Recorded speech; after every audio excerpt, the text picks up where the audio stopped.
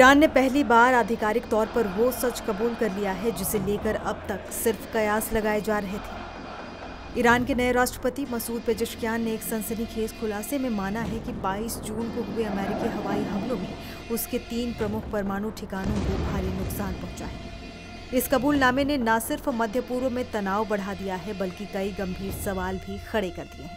अब आपको बताते हैं पूरा मामला क्या है।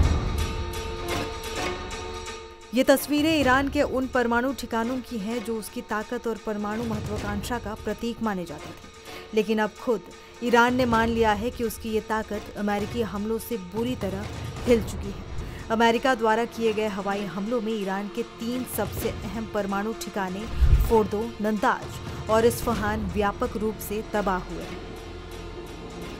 राष्ट्रपति पेजेश्कियान के मुताबिक ये हमले इतने भीषण थे कि अभी तक ईरानी अधिकारी खुद अपने ही परमाणु ठिकानों तक नहीं पहुंच पाए।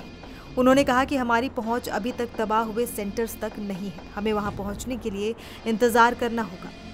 इसका मतलब साफ है कि ईरान अभी तक ये अंदाजा भी नहीं लगा पाया है कि अमेरिका ने उसके परमाणु कार्यक्रम को कितना बड़ा झटका दिया है। फोर्दो का परमाणु केंद्र एक पहाड़ के नीचे बनी भूमिगत फैसिलिटी है जिसे भेदना बेहद मुश्किल माना जाता था।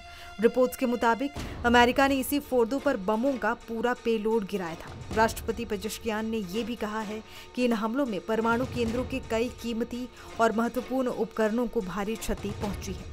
इस बड़े नुकसान की बात कबूलने के साथ साथ पेजेश्कियान ने दुनिया को एक संदेश देने की भी कोशिश की। उन्होंने कहा कि ईरान IAEA यानी संयुक्त राष्ट्र की परमाणु निगरानी संस्था के साथ सहयोग की समीक्षा के लिए तैयार है, लेकिन पूरी तरह निरीक्षण की इजाजत तभी दी जाएगी जब ईरान खुद हालात का जायजा ले लेगा। उन्होंने अमेरिका पर हमला बोलते हुए कहा कि हम बातचीत की मेज से भागने वालों में से नहीं, लेकिन दुर्भाग्य से अमेरिका ने हमारे परमाणु केंद्रों पर हमला करके बातचीत के रास्ते में एक बड़ी रुकावट पैदा की है। ईरान के इस कबूलनामे के बाद अब सवाल उठ रहे हैं कि क्या ईरान जवाबी कार्रवाई करेगा या फिर दबाव में आकर परमाणु कार्यक्रम पर बातचीत की मेज पर आएगा। बहरहाल इस घटना ने न सिर्फ मध्य पूर्व में तनाव को एक नए शिखर पर पहुंचा दिया है बल्कि वैश्विक परमाणु सुरक्षा को लेकर भी गंभीर चिंताएं पैदा कर दी हैं।